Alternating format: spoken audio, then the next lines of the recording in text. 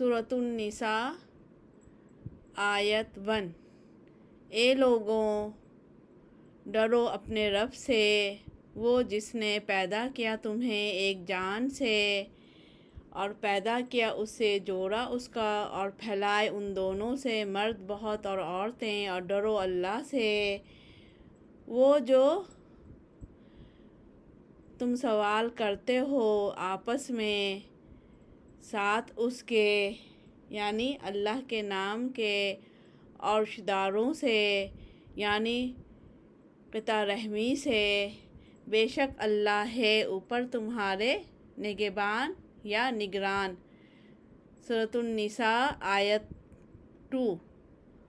اور دو یتیموں کو مال ان کے، اور نہ تم بدل ڈالو ناپاک کو پاک سے، اور نہ تم کھاؤ مال ان کے ملا کر طرف اپنے مالوں کے، بے شک وہ ہے گناہ برا۔ سورۃ النساء آیت 3۔ اور اگر ڈر ہو تمہیں یہ کہ نہ انصاف کر سکو گے یتیموں میں، پس نکاح کرو جو اچھی لگیں تمہیں یا پسند آئیں تمہیں، عورتوں میں سے 2 اور 3 اور 4۔